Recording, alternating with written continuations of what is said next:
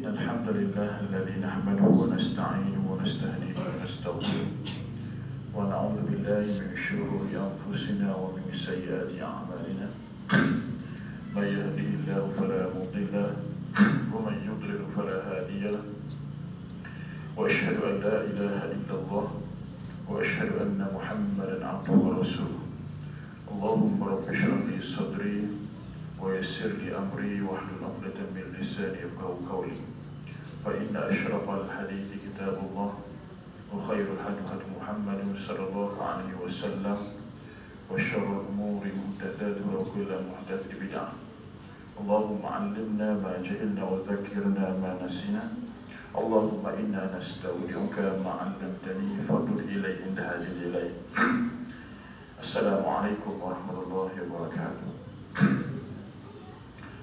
Firman Allah Subhanahu wa taala dalam surah Ali Imran ayat 1, 2, 3. A'udzu billahi minasyaitonir rajim. Wa laqad nasarakumullahu bi Badrin wa antum adillah. Fattaqullaha la'allakum tashkurun. Yang bermaksud, dan demi sungguhnya kami telah berikan pertolongan kepada kamu Muhammad di dalam peperangan Badar, sedangkan jumlah bilangan kamu amat sedikit. Fattaqullah, maka bertakwalah kamu kepada Allah. La'allakum tashkurun, moga-moga kamu menjadi hamba yang bersyukur. Yang dimuliakan Tuan Pengurusi Timbalan Setiausaha Berhari, ahli jalan kuasa, Imam Bilal, Sia, dan juga semua sahabat-sahabat muslimin dan muslimat, para jemaah yang dikasihi oleh Allah Subhanahu wa taala sekalian. Alhamdulillah, bersyukur kita kehadrat Allah Subhanahu wa taala kerana Allah taala masih lagi panjangkan umur kita, dapat kita hirup udara Allah taala di pagi yang ke-18 hari ini, 18 Ramadan. Alhamdulillah, kita dah masuk hari yang ke-18. Malam tadi hari ke-18. Hari ini hari puasa yang ke-18. Cepat sangat rasa. Masa cepat sangat-sangat. Pagi hanya ada lebih pada dalam 12 hari lebih. Cepat sangat-sangat. Tapi tak tahulah, mungkin ada di antara kita yang rasa nak cepat lagi. Cepat dah, rasa nak cepat. Sebab nak raya cepat. Pasal lagu raya. Jadi sebelum Ramadan tinggalkan kita rebutlah peluang ini. Mana tahu, mungkin Ramadan ini Ramadan yang terakhir bagi kita.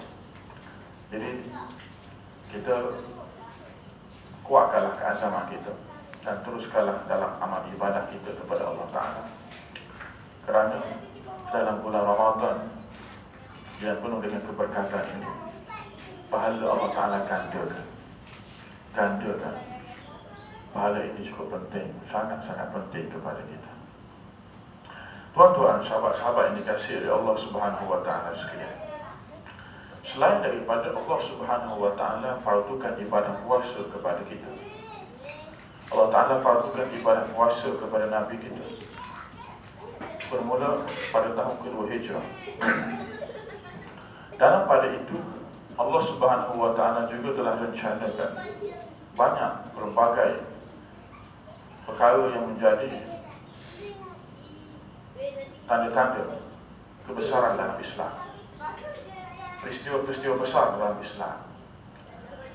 Yang pertamanya ialah dalam bulan Ramadan ini, Allah Subhanahu wa taala mulai melantik Nabi kita menjadi Nabi pada usia Nabi hampir 40 tahun. Hampir 40 tahun. Seperti mana yang ditiru oleh almarhum Syekh Mahmud Al-Falaki dari Mesir.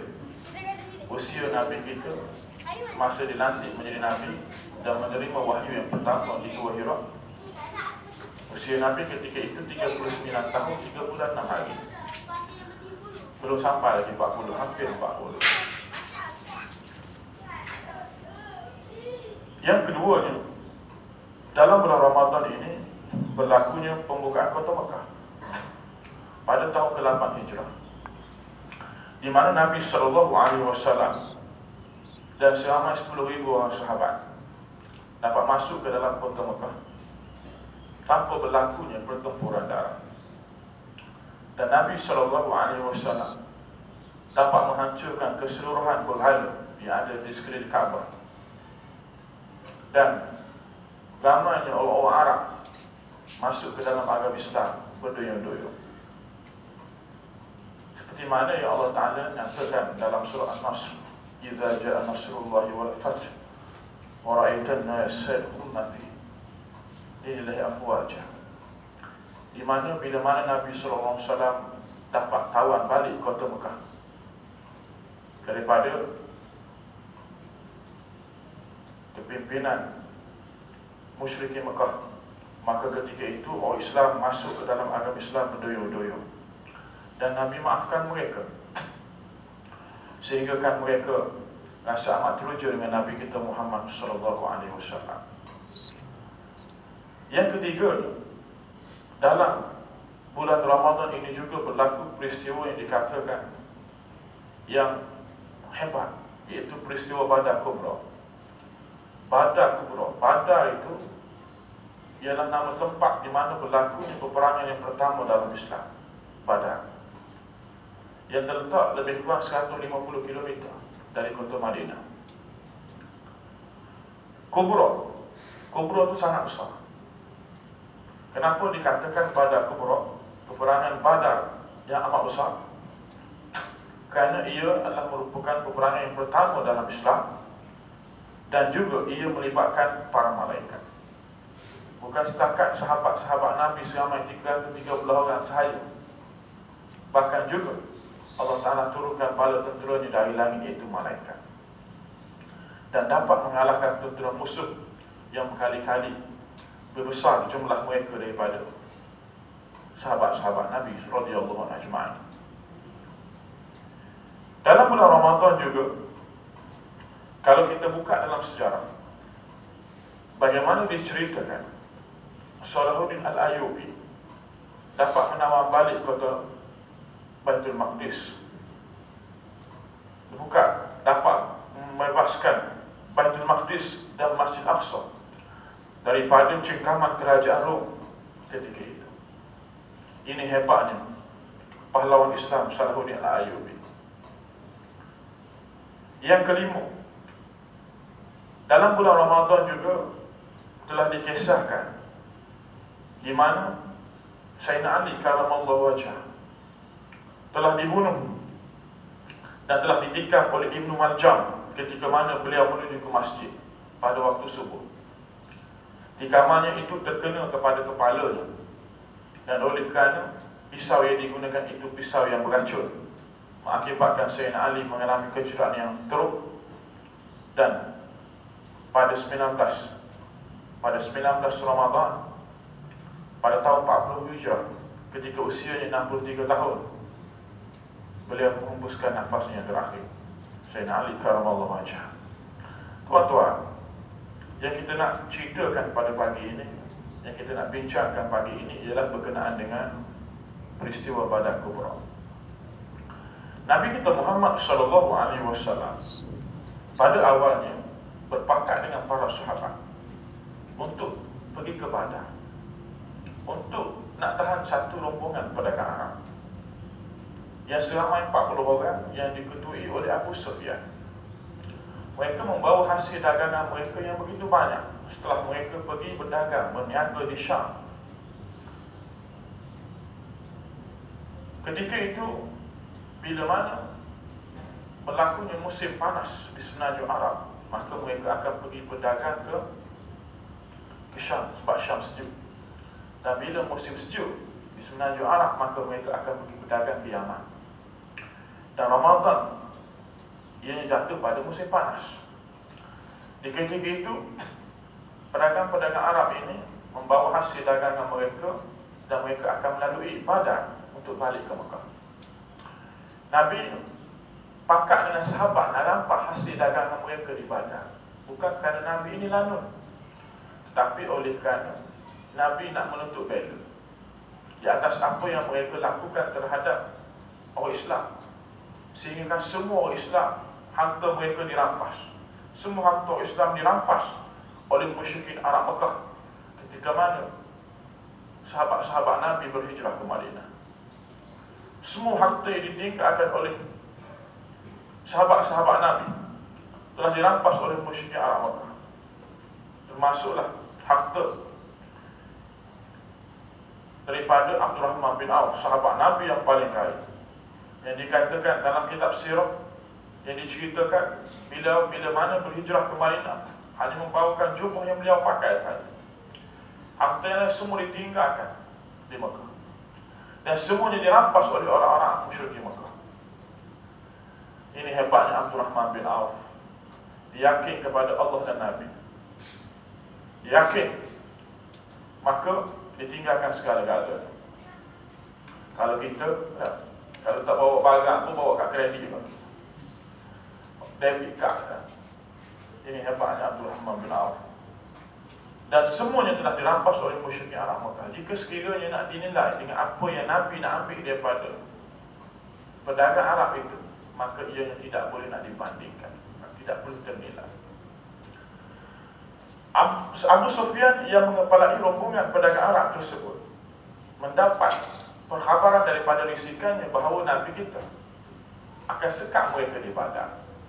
Maka cepat-cepat dia menghantarkan seorang utusan ke Mekah. Dia dipimpin oleh Abu Jahal ketika itu, supaya menghantar bala tentera ke Badar untuk serang Nabi kita Muhammad SAW. Dan Abu Sufyan ini seorang yang licik. Dia tidak menggunakan jalan Badar itu melalui Badar untuk balik ke Mekah. Sebaliknya dia menggunakan jalan yang lain, menggunakan jalan pesisir pantai untuk balik ke Mekah. Dan bila mana pedagang-pedagang Arab itu merasakan bahawa mereka selamat daripada Nabi kita Muhammad SAW, maka sekali lagi Abu Sufyan menghantarkan utusannya ke Mekah. Ketika itu Abu Jahal dalam perjalanan menuju ke Badar, supaya kembali balik ke Mekah, tak payah datanglah ke Badar, sebab mereka telah pun selamat. Tetapi dengan pongkat dan sombongnya Abu Jahal menyatakan, wallahi, demi Allah. Dia bersumpah, tuan-tuan. Abu Jahal bersumpah demi Allah. Kita jangan suka bersumpah. Jangan suka bersumpah. Sikit-sikit bersumpah. Dah sahur ke pagi tadi? Wallahi dah sahur. Tak payah sebut lah. Tak payah sebut lah macam tu.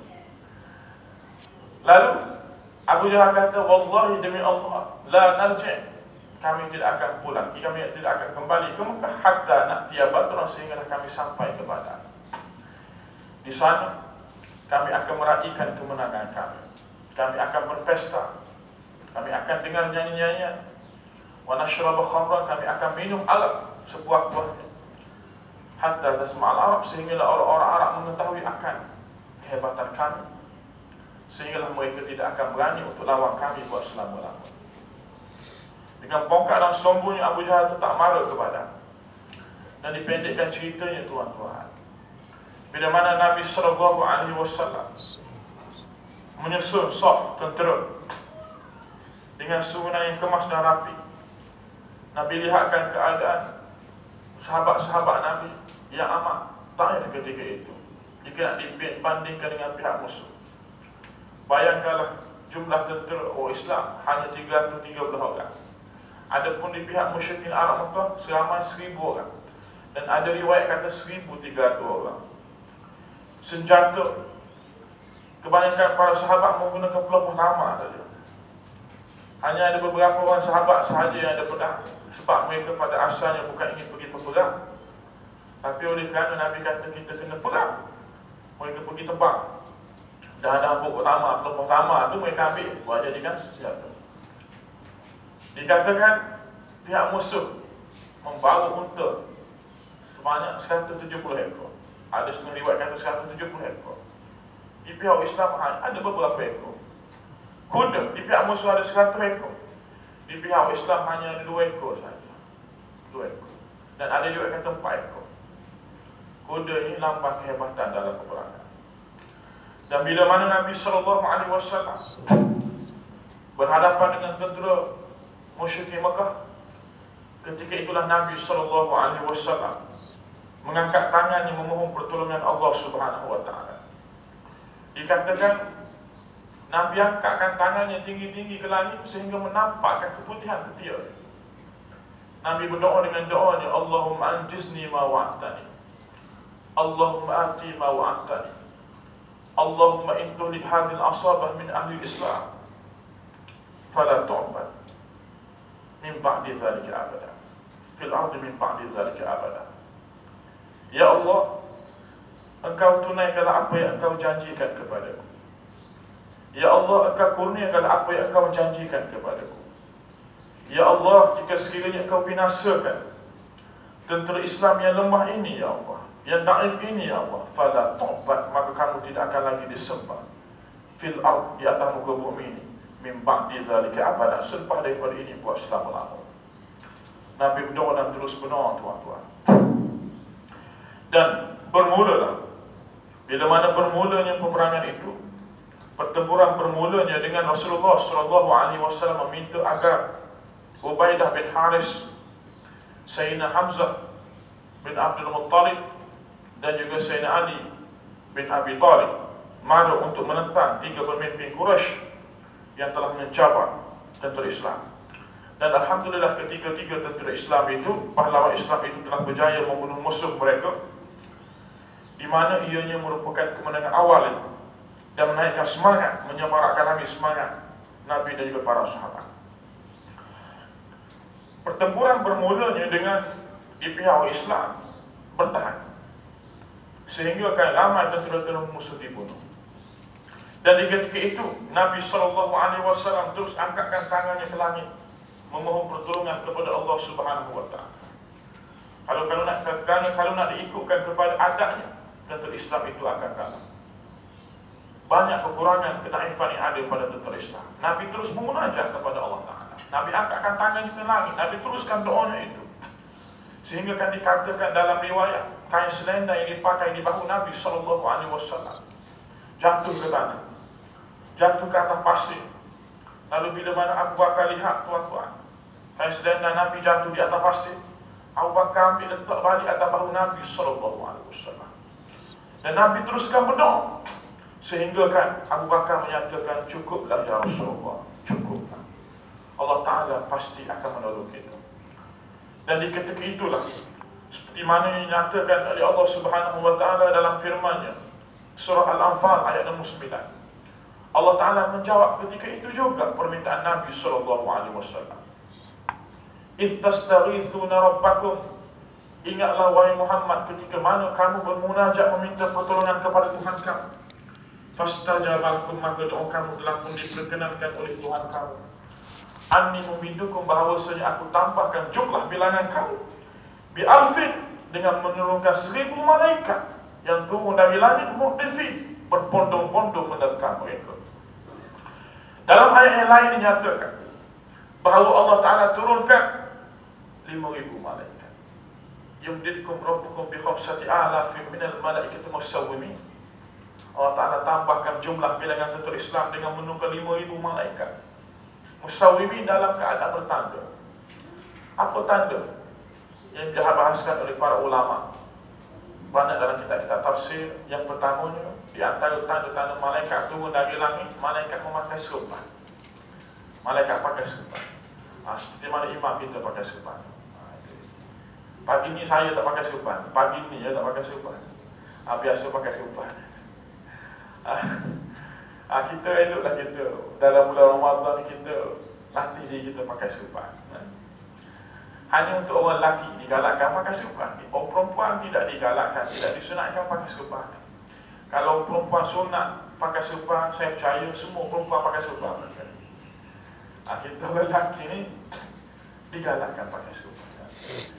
Pakailah serban. Ta'ammamu, Nabi katakan, pakailah serban. Fa innal malaikata ta'ammam. Kerana malaikat juga pakai serban. Malaikat pakai serban. Bagi mereka yang pakai serban di bulan Ramadan, kita yang tak pakai serban, Jangan pula kita kata kat dia macam-macam. Mentang-mentang dia warak bulan Ramadan. Ni ada orang tu dia kata kat kawan dia, bila mana dia tengok kawan dia warak pakai supan, ni buat tapi anak mampu ni. Mulut selesa sangat. Tak ada insurans. Sepatutnya dia bagi sokongan. Lebih baik pakai supan daripada tak pakai. Dia tak pakai ni kita diam-diam sudah. Ini dia tuan-tuan. Yang keduanya, malaikat naik kuda yang bersayap. Ini didengari oleh beberapa orang sahabat Nabi. Bila mana mereka angkatkan senjata, mereka nak pancung kepala musuh. Tiba-tiba tengok kepala musuh dah terpancung, tangan dah terkulai. Ini siapa punya kerja? Ini kerja malaikat. Dan mereka dengar pahlawan berkuda yang bersayap. Ini hebatnya tuan-tuan, kehebatan doa Nabi SAW. Justru itu tuan-tuan, kita dalam bulan Ramadan ini jangan kita miss berdoa. Berdoalah, angkat tangan tinggi-tinggi kepada Allah Ta'ala. Mohon apa-apa doa kepada Allah Ta'ala. Cuma kalau nak angkat tangan tinggi-tinggi, tengoklah. Kalau disuruh ni tak payah angkat tangan tinggi-tinggi, tak payah. Tambah-tambah budak tak mandi pun tu lah. Kat rumah boleh nak angkat tangan tinggi-tinggi, berapa? Apa? Angkat tangan tinggi tak apa. Nabi pun angkat tangan tinggi-tinggi. Jadi kita tak salah angkat tangan tinggi-tinggi. Ni doa pun dah letak siku rendah. Ada lutut malah doa. Doa malah Bila-bila mata mengantuk Allah, nak minta doa dengan Tuhan. No. Tapi Allah mengantuk, lembek. Yang Allah Ta'ala tidak tengok kesungguhan kita. Itu tuan-tuan, dalam bulan Ramadan ini laisa bainana wa bainallahi hijab. Di antara kita dengan Allah Ta'ala tidak ada sebarang hijab, tidak ada dinding. Doa kita yang kita pohonkan kepada Allah Ta'ala itu, ianya disebabkan dinding kita tebal, maka lambat sampai ke hadrat Allah Ta'ala. Sebab dinding kita tebal. Ada di antara kita ini dinding yang tebal, ada juga di antara kita ini dinding nipis, dan ada juga di antara kita ini dinding yang tidak tebal dan tidak nipis. Dan kita tidak tahu tebal mana dinding kita dengan Allah Ta'ala. Tapi dalam bulan Ramadan ini laisa bainana wa bainallahi hijab. Di antara kita dengan Allah Ta'ala tidak ada sebarang dinding. Justru itu tuan-tuan, doa kita yang kita pohonkan ke hadrat Allah Subhanahu wa Ta'ala, ia pasti sampai kepada Allah Subhanahu wa Ta'ala, insya-Allah. Dan berdoalah apa saja, pasti Allah Ta'ala mustajabkan doa kita, insya-Allah. Bila sebut mustajab, doa itu terus diterima oleh Allah Ta'ala. Kalau doa itu makbul, terima. Mungkin tahun depan, 2-3 tahun depan, 5 tahun depan, 10 tahun depan, itu makbul. Ini mustajab. Mustajab di mana Allah Ta'ala bagi terus. Ini hebatnya doa dalam bulan Ramadan. Sebab itulah kita pohonkan, Allahumma inni as'alika ridhakal jannah. Ya Allah, aku minta syurga-Mu ya Allah, dan aku minta jauh daripada neraka. Kenapa minta syurga? Matlamat kita tuan-tuan untuk masuk ke dalam syurga Allah Subhanahu wa Ta'ala, matlamat yang utama. Dan bila mana kita masuk ke dalam syurga Allah Ta'ala, kita pasti akan dapat redha Allah Ta'ala. Itu dia. Redha. Bila masuk syurga dapat redha. Sebab itulah Nabi suruh kita pohon banyak-banyak minta syurga Allah Ta'ala. Allahumma inni as'alika ridhakal jannah. Kalau doa ramai-ramai, Allahumma inna nas'alika ridhakal jannah. Ni ada tu imam tu, dia berdoa untuk diri seorang. Allahumma inni as'alika ridhakal jannah. Makmum belakang amin, amin. Amin guan, tak payah amin dah sebab tak imam seorang. Tu imam tu pasal ngaji bahasa Arab, takut pandai. Jadi makmum belakang amin, amin, amin. Ini bukan tempat ni, tempat lain. Tempat lain. Oh, makmum amin. Saya senyap nak kata apa. Tak sebut, dekat kepada imam tak. Jadi beritahu kepada orang lain supaya beritahu untuk imam. Jadi minta syurga Allah Ta'ala, minta syurga. Itu matlamat utama kita, syurga. Bila kita dapat syurga Allah Ta'ala, beres. Dunia bereskan, akhirat yang lain beres. Sebab minta syurga Allah Ta'ala, matlamat utama itu. Jadi tuan-tuan, banyakkan berdoa. Di antara waktu yang paling mustajab yang diceritakan dalam banyak hadis sahih, iaitu sebelum waktu berbuka. Sebelum waktu berbuka. Kita maghrib masuk pukul 7.29. Pukul 7 suku tu boleh start doa tu. Boleh angkat tangan tu doa tu. 7 suku sampai 7.29, dah 14 minit yang boleh lah. 7.20 ke boleh lah. Tapi kalau tuan-tuan rajin, tuan-tuan rasa kuat, start doa pukul 7. Pukul 7 boleh start doa, angkat tangan. Tapi lama lah sikit, setengah jam. Lembek juga kita kan? Lembek juga. Jadi kalau pukul 7 suku 7.20 tu boleh dah doa. Boleh doa. Minta apa saja. Minta apa saja.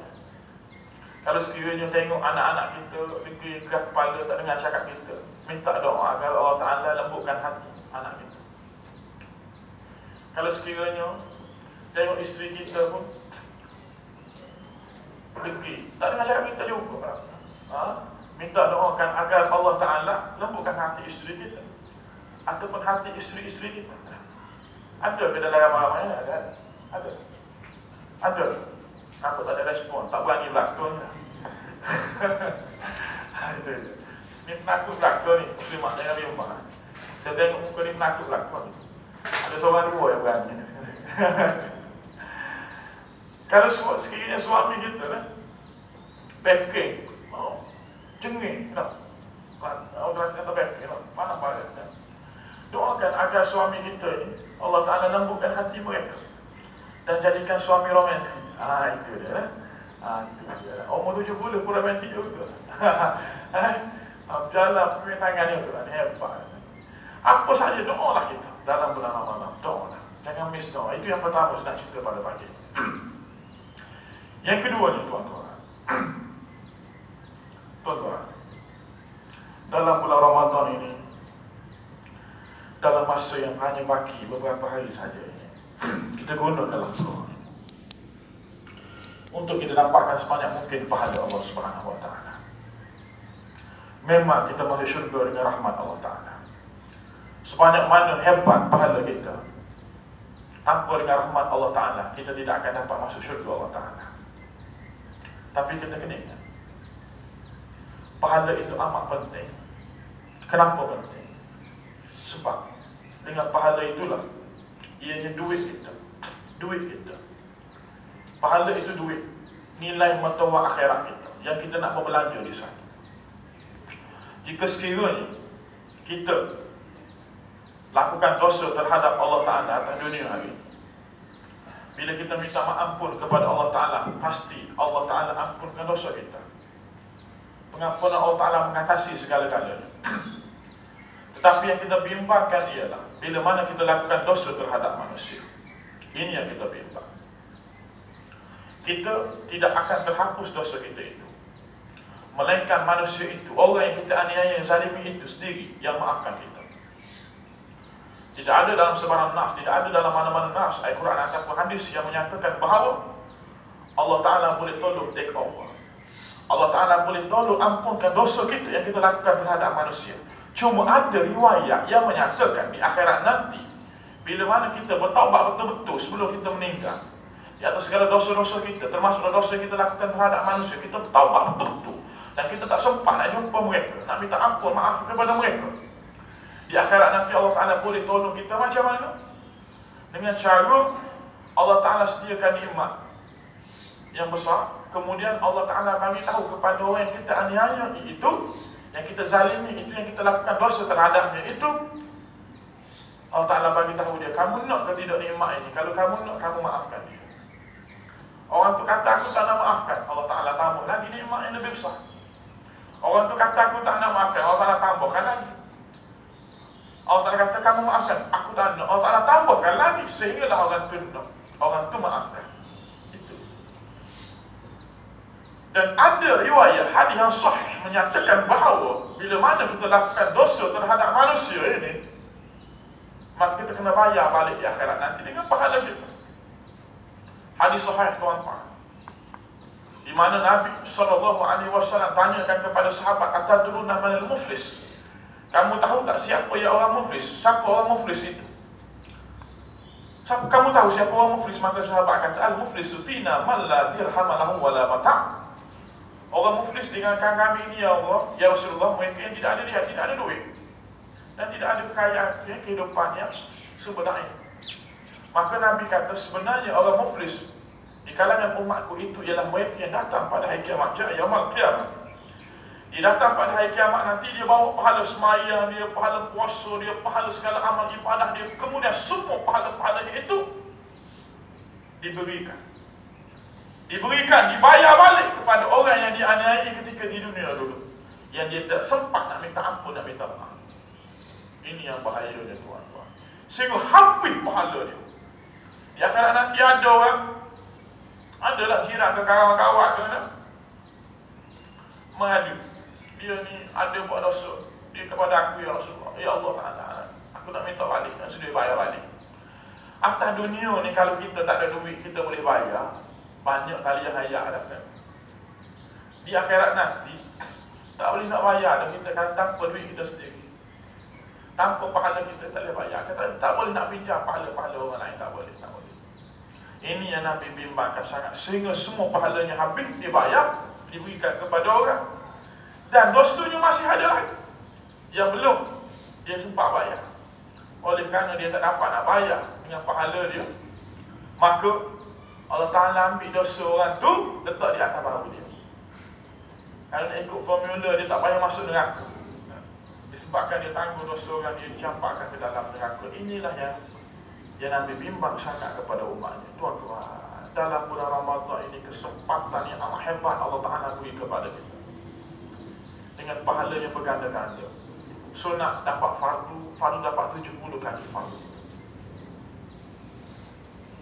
Sedekahnya bukan setakat 700 kali ganda, bahkan lebih daripada itu. Dalam bulan Ramadan berlipat-lipat kali ganda. Kita gunakanlah peluang ini. Saya nak cerita satu kisah. Hari itu ada seorang lelaki, seorang hamba Allah. Dia telefon saya. Dia kata, Ustaz, saya nak jumpa Ustaz. Saya kata, mari sini, mari rumah saya. Dia sekat, sebab ada secret sangat. Kemudian saya pergilah ke setempat, jumpa dia.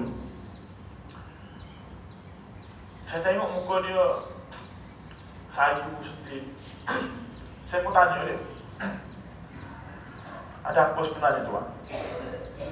Dia bercerita kat saya, sebenarnya Ustaz, baru-baru ni saya telah lakukan dosa yang amat besar. Saya tanya, dosa apa? Dia kata, sebenarnya saya telah berzina dengan bini orang. Allah, besar, zina dengan bini orang.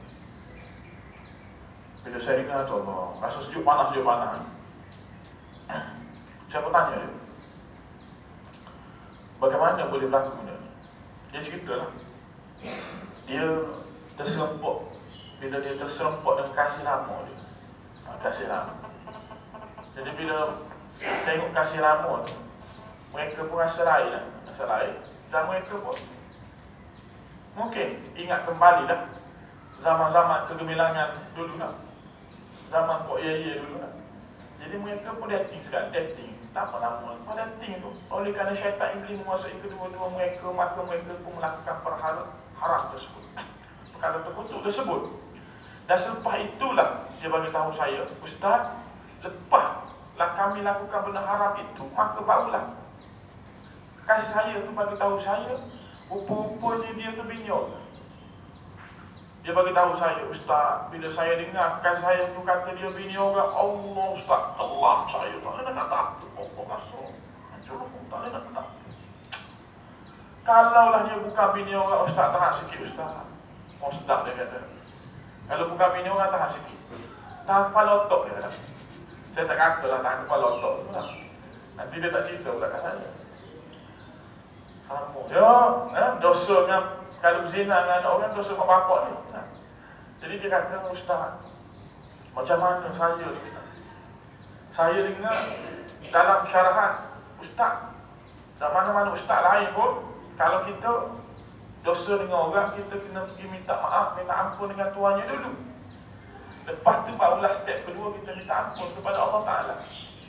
Bagaimana mungkin saya nak pergi jumpa suami perempuan itu, sedangkan saya mendapat tahu bahawa suaminya itu seorang pegawai kanan askar. Seorang pegawai kanan askar. Confirm saya kena tembok. Takut pun tu. Takut. Ini kisah benar di antara saya dengan dia. Saya nak kongsikan cerita. Dia bimbang. Macam mana nak buat?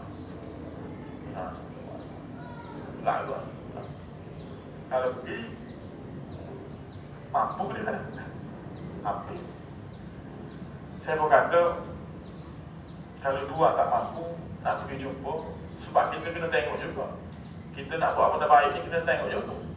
Kalau ada mudarat tu besar lagi, tak payah buat lah saya kata.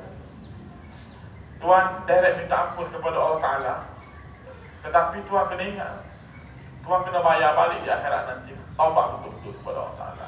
Taubat betul-betul. Tuan-tuan ingatlah bawa pahala yang banyak di akhirat nanti untuk bayar balik. Itu saja. Sebab Tuan tak mampu. Tapi kalau Tuan rasa Tuan mampu, pergilah jumpa. Nak mampu, pergilah jumpa. Bukan, kalau tak kena pedih lah, kena baca gitu. Bukan. Perempuan itu ada masalah sebenarnya dengan suami dia dalam proses perceraian. Tapi masih still lagi bini orang. Itu dia. Masih lagi bini orang. Dia ada masalah. Dan dia kata saya nak kahwin juga dengan perempuan itu. Dia kata dia bertanggung jawab. Bagus dia. Kahwin juga. Dia akan bayar lawyer, dia kata. Dia bisnes kan. Dia banyak. Dia banyak. Jadi saya kata, Tuan banyakkanlah pahala untuk bayar balik di akhirat nanti. Dan bertaubatlah betul-betul kepada Allah Ta'ala. Pasti Allah Ta'ala ampunkan dosa Tuan. Dia tanya macam mana Ustaz nak dapatkan pahala yang banyak. Saya kata buatlah amal jariah banyak-banyak. Buat amal jariah banyak-banyak. Kalau kita dengar ada orang nak buat masjid ke, nak buat surau ke, nak buat apa-apa sajalah, sekolah tahfiz ke apa, ini peluang untuk kita dapatkan sebanyak mungkin pahala itu. Pahala ni cukup penting tuan-tuan. Masa ada orang ni seminit lagi masa. Tuan-tuan, Tok Guru saya dulu selalu pesan kepada saya, bila kamu dengar orang sebut pahala, kamu gambarkan pahala itu ianya duit. Ianya nilai mata wang akhirat. Kalau kamu buka dompet kamu lihat ada warna pink, warna merah, warna hijau, warna biru, warna kelab, coklat. Itu semua ringgit Malaysia tu. Kalau kamu nak belanja, kamu kena guna ringgit Malaysia. Kalau kamu berada di Malaysia. Kalau kamu ke Thailand, kamu kena guna baht. Tak boleh kita guna ringgit. Dia tak terima. Kalau kamu ke Indonesia, kamu kena guna rupiah. Banyak mana duit kamu, ringgit kamu itu tidak akan dapat nak beli apa-apa barang di sana tanpa kamu tukar kepada nilai mata wang di sana. Dan kalau sekiranya kita berada di Jepun, kita guna yen, UK kita guna pound, US kita guna dolar. Di mana-mana negara ianya ada nilai mata wang sebuah negara. Di Kemboja, negara yang miskin itu pun ada nilai mata wang namanya riel. Tapi bukan riel kereta api itu. Ini real, nama nilai mata wang dia. Kalau kita ke sana, kita nak beli air mineral ni, kita kena bayar dengan real. Beli dengan real. Kalau kita bayar dengan dolar, dia ambil duit dolar, dia tak pulangkan balik balance. Awak rupiah. Jadi kita kena beli dengan real. Bukan real kata api ni. Nama nilai mata wang. Mana-mana negara dalam dunia ini, ianya ada nilai mata wang. Maka apatah lagi dunia dengan akhirat. Nilai mata wang akhirat itu namanya pahala. Itu orang Melayu sebut pahala, yang berasal daripada bahasa Sanskrit, pahal, buah. Dalam bahasa Arab disebut al-thawab ataupun al-ajr. Itulah yang kita nak belanja di sana. Kita kena guna pahala. Sebab itulah tuan-tuan, Allah Ta'ala di antara tanda dia sayang kepada kita, dia jadikan bulan Ramadan ini di mana pahalanya berkali-kali ganda lebih hebat. lebih hebat daripada bulan-bulan yang lain. Kita gunakan kesempatan ini. Duit kita banyak mana sekalipun tidak akan dapat menolong kita bila mana kita meninggal. Yang bawa bersama kita ialah kain putih itu saja. Yang lain tak ada, semua pergi belakang. Amalan kita.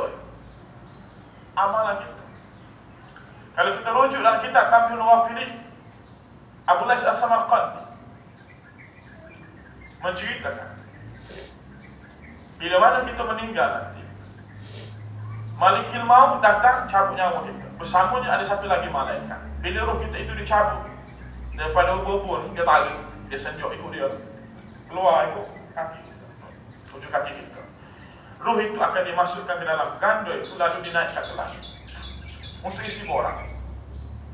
Isi borang sama ada illiyin ataupun sijin. Illiyin ialah golongan ruh yang beriman, orang beriman, di kalangan mereka beriman. Sijin di kalangan mereka yang kufur, fasik kepada Allah Ta'ala. Lepas isi borang tu dia tunggu balik. Dia tunggu balik standby, akan masuk balik ke dalam jasad tuan dia. Setelah mana tuannya itu dimasukkan ke dalam kubur, dikebumikan. Mereka dicampak ke laut, dibuang dalam lautan dan sebagainya. Itu bagi mereka yang biasanya meninggal dalam keadaan biasa, roh tu akan standby masuk balik ke dalam jasad tuan dia. Kalau roh tu masuk terus, isi borang sekejap, dia bukan macam kita kena beli tiket dulu lah. Lagi mana-mana dia tak payah beli tiket. Dia masuk sekejap je isi borang, lepas tu dia turun balik. Dia standby akan masuk dalam roh jasad tuan dia balik. Dia tak akan masuk terus selagi mana tuannya dimasukkan, dikebumikan. Kalau dia masuk terus, lepas dia isi borang ke atas tu, dia masuk terus, tengok ketika tu jasad tuannya sedang dimandikan, dia terus masuk. Pakat lari belakang kan. Terima pelari.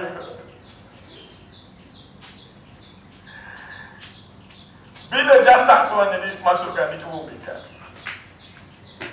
ketika itu bermulalah alam barzakh. Alam barzakh ini alam kubur, rentetan awal kepada alam akhirat. Bermulanya dinasti kerajaan akhirat. Ini dinamakan alam akhirat. Di ketika itu duit kita banyak mana sekalipun, tidak akan dapat menolong kita, melainkan kita tukarkan kepada pahala. Ataupun kita membawa amalan-amalan kita daripada amal ibadah kita. Kita membawa pahala kita daripada amal ibadah kita. Penting sangat-sangat tuan-tuan. Sebab itulah kita ni dianjurkan, digalakkan sangat oleh Nabi SAW. Dalam bulan Ramadan ni banyakkan beramal jariah. Jangan sayang kedekukan duit kita. Rugi, tak ada apa-apa. Saya baru balik dari Kelantan, untuk pengkebumian keluarga terdekat. Arwah usianya dekat 80, tapi saya tak berapa sedih sebab beliau telah buat persediaan yang rapi sebelum meninggal. Beliau seorang guru penolong kanan, penci awal. Lepas tu mengabdikan diri dengan Allah Ta'ala, sentiasa ke masjid setengah jam sebelum masuk waktu dah ada dah. Selalu pergi ke Mekah. Mekah tu macam kampung halaman dia. Dan dia ni memang ingat kepada mati. Sehingga kan dia ni tempoh pusara dia. Di sini dipanggil apa? Kepung kan. Kepung dengan batu nisan. Siap tulis nama. Saya ada nama, tapi tanah belum tulis. Dia letak di mana? Di pintu pagar rumah dia. Bila dia masuk rumah, ke dalam rumah dia, bila dapat pagar, tengok batu nisan ni. Batu nisan dah kepung di sana.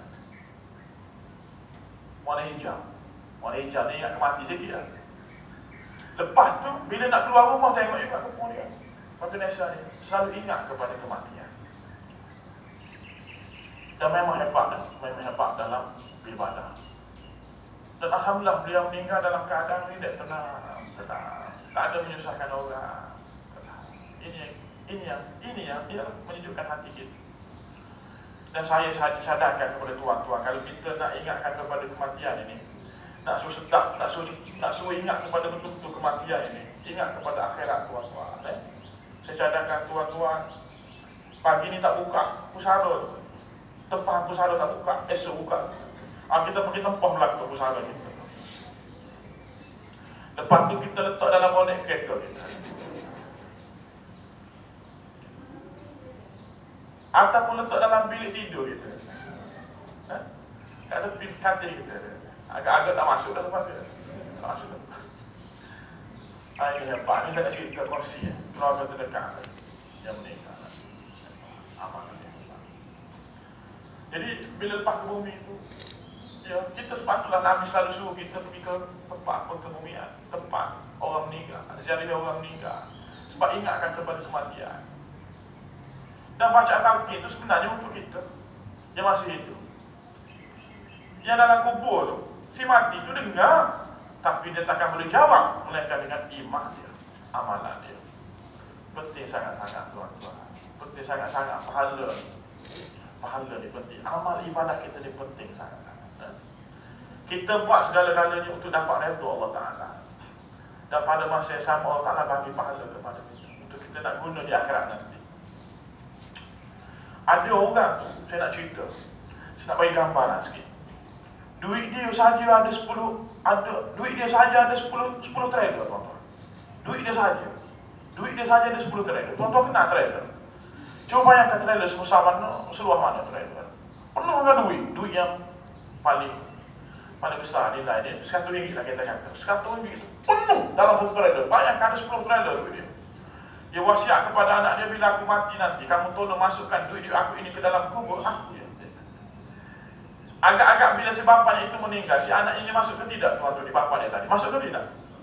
Masuk ke tidak? Masuk ke tidak? Mampu tidak masuk. Ada tidur? Tak ada. Ada. Kena jengkau sikit. Mampu tak masuk. Duk berbalah bertengkar ada. Untuk dapatkan mana yang lebih.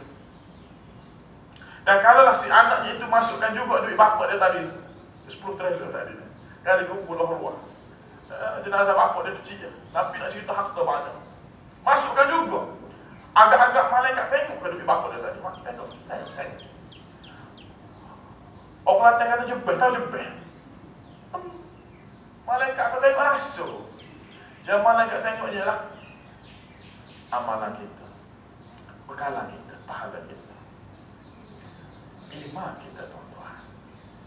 Ini hebatnya ibadah amalan kita ni, tuan-tuan.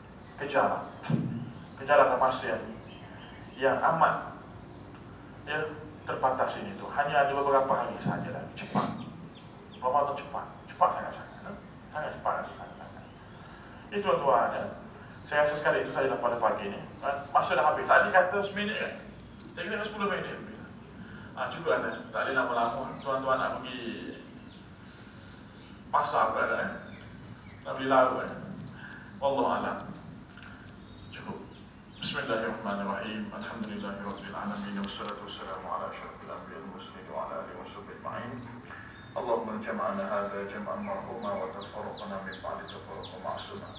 Wassallallahu ala Muhammad wa ala alihi washabbihi ajma'in. Walhamdulillahirabbil alamin. Assalamualaikum.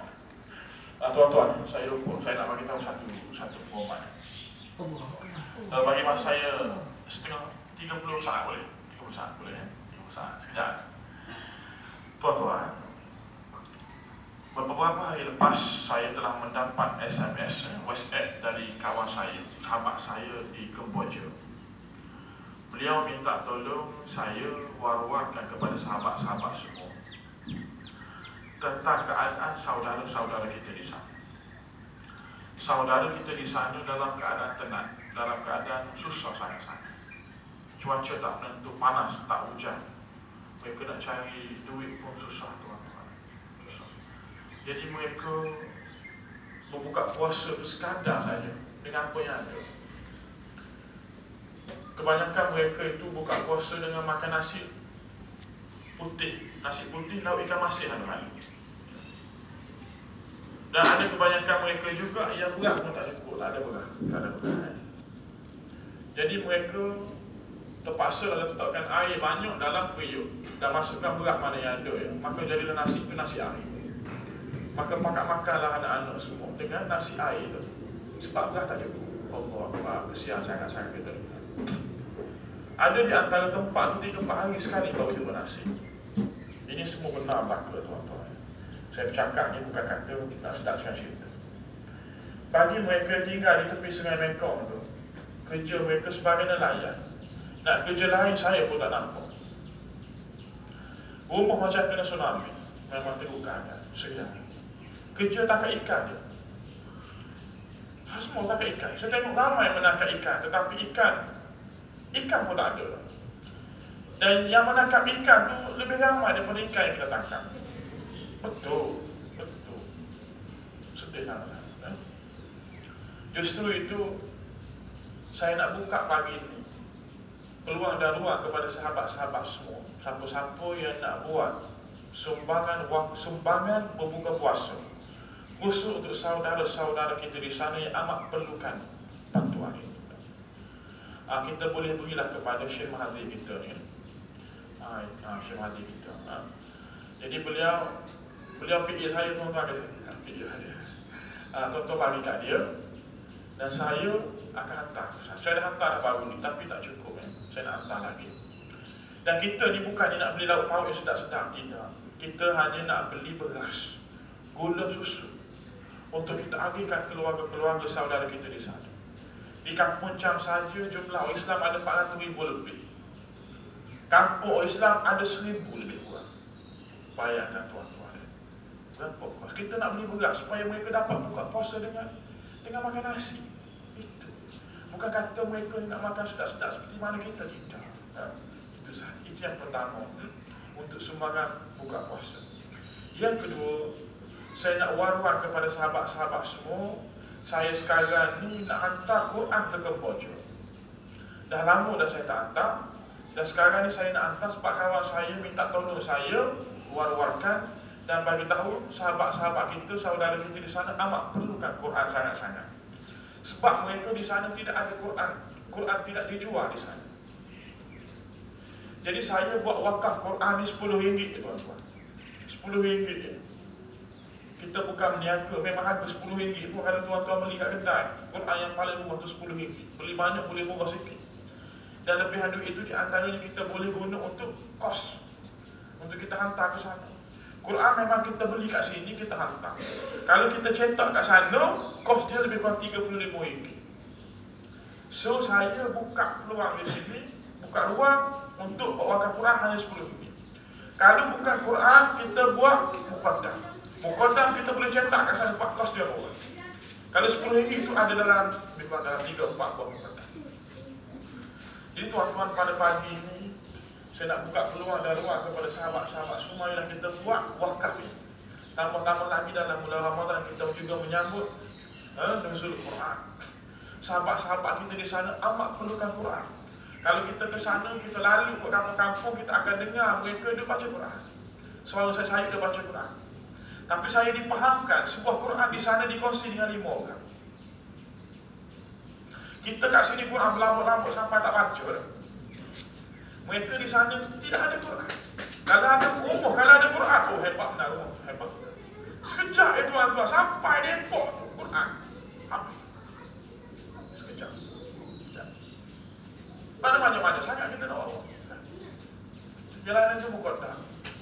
Mereka sangat perlukan, sangat-sangat perlukan. Mereka nak baca Quran ya. Dalam bulan Ramadan, mereka tidak ada TV, tidak ada radio, tidak ada astro. Maka mereka habiskan masa dengan bacakan tempat saya semangat sini untuk nak buat wakaf Quran muqaddam kepada mereka. Ini tuan-tuan, pada pagi ini saya nak buka ruang dan peluang kepada kita semua. Ada kita semua buat wakaf Quran muqaddam. Kalau tuan-tuan bagi RM100, 10 buah Quran ataupun berpuluh-puluh buah muqaddam. Kalau tuan bagi lebih lagi, ikutlah, rasakan harga itulah. Paling kurang RM10. Kalau bagi RM5 tak cukup lah. Ada. Takkan nak bagi RM5 tuan-tuan, kita ni duduk kat Libangi ni, hampir kat KL. Bila KL dengar, KL menjerit tuan-tuan. Malu kat sini, malu. Kalau siapa-siapa nak bagi terus pun tak apa. Jadi boleh balik lah, siapa yang tak bawa duit tu boleh balik. Tapi balik jangan tutup pintu, kunci pintu. Balik ambil duit, datang balik. Dan kalau tidak pun bagi duit, bagi kepada Syekh Mahathir kita. nak bagi sumbangan buka puasa pun boleh, nak bagi wakaf Quran pun muqaddam pun boleh kan. Dan saya sarankanlah siapa-siapa yang nak buat wakaf Quran muqaddam ini masa terbaik dalam bulan Ramadan. Pak saya nak hantar 3-4 hari lagi. Siapa-siapa yang nak buat wakaf Quran muqaddam ni, saya sarankan cadangkan mereka niatlah wakaf itu untuk arwah ibu, ayah, datuk, nenek yang telah meninggal. Kalau sekiranya ibu, ayah, datuk, nenek masih hidup, kita juga boleh niatkan untuk mereka. Dan bila kita niatkan untuk mereka, mereka dapat pahala, kita pun dapat pahala. Kalau kita niatkan untuk kita dia dapat pahala, kita je dapat pahala. Jadi kita niatkan untuk mereka. Inilah di antara tanda-tanda, inilah di antara cara bagaimana kita sayangkan, di antara cara kita sayangkan kepada mereka, dengan kita hulurkan bantuan wakaf kepada mereka yang telah meninggalkan kita buat selama-lamanya. Ini tuan-tuan, saya buka peluang. Saya jarang saya buka. Dah lama dah saya tak ke sana. Dah jarang saya tak umumkan benda macam ni. Jadi bila saya umum, memang saya buat semua. Dan memang banyak orang bagi. Saya percaya sekejap. Memang banyak orang bagi, alhamdulillah. Dan banyak pun tak banyak. Dan walaupun banyak mana pun, mereka amat-amat perlukan. Dan banyak tempat, luar tempat. Tak cukup. Itu tuan-tuan, itu saja daripada saya. Saya doakan agar Allah Ta'ala berikan kekuatan kepada mereka di sana, insyaAllah. Kita doakan agar Allah Ta'ala berikan kekuatan kepada mereka di sana, agar mereka dapat teruskan kehidupan mereka. Dan saya doakan juga agar tuan-tuan semua dimurahkan rezeki dipajang Allah. Dan Allah Ta'ala, dan kita doakan agar Allah Ta'ala sesama berikan kepada kita sesama kekuatan untuk kita dapat teruskan perjuangan kita dalam bulan Ramadan, untuk kita dapatkan redha Allah Subhanahu wa Ta'ala. Aku qouli hadza wa astaghfirullahal azim li wa lakum. Wassalamu alaikum.